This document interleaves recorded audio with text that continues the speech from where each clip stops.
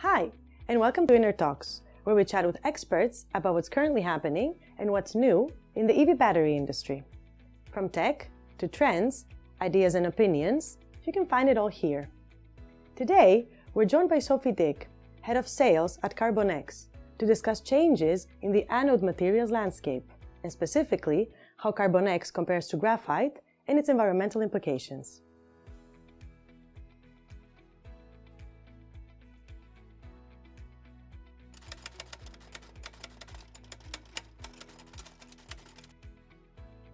So graphite has been the anode material for decades to be used in lithium-ion batteries, and that is for a big reason, because graphite is plentiful. There is lots of production scaled up in the world. It is also through that at cost, which is super important for any company at the end of the value chain in batteries, of course. And then the performance of graphite has a very good balance between energy and power and safety. So this is a very widely accepted material for that reason. If you imagine that there is 60 kgs of graphite averagely in every car battery, you can imagine how much graphite is needed to make all the batteries that we want to make in the world. Now, 98% of all the graphite that is used for batteries comes from China. So this is a very big reason why people are looking for alternatives, because it creates a very unwanted geopolitical dependency when almost everything comes from one country. So this is the biggest reason that people and companies and everyone outside of China is now looking at alternatives for graphite.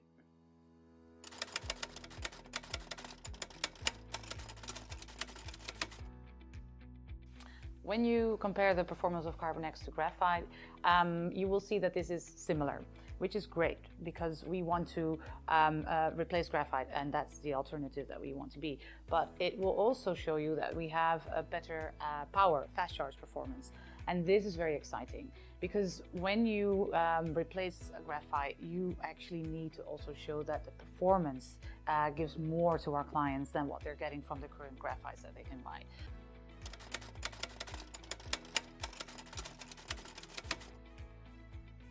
So when we look at the energy transition and the materials that we need for that, we have to look at the footprint that those materials actually have. Because why are we going for an energy transition? Because we want to bring our footprint down. When you look at graphite, natural graphite has a big footprint because of mining. Synthetic graphite has a huge footprint because of the length of the materials baking, I would call it, 3 weeks. It needs to be baked, graphitization at a very high temperature. So when you compare this to CarbonX, our process is very fast. We can make 100 tons of CarbonX in 1 day, and we do that at a lower temperature. And this means that when we compare, we see averages of 5 times lower footprint of CarbonX versus graphite. This is exciting because it means that it is a complete solution as an alternative to graphite.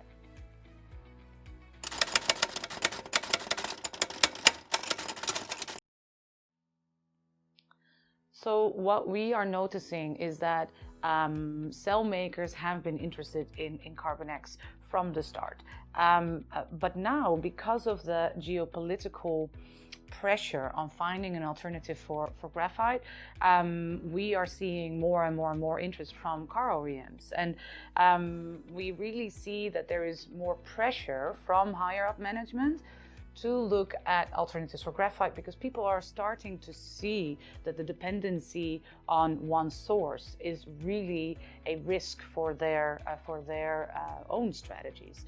So yes, it is very obviously that people are looking for alternatives, and CarbonX is an alternative in potential for them because we are at cost, and we are at scale, and we can prove that our performance is similar and better than graphite. Thank you so much for watching episode 4 of the Inner Talk series. What's your opinion on CarbonX as an alternative to graphite? Do you have any questions? Feel free to leave a comment or send us a DM. Stay tuned to the next episode.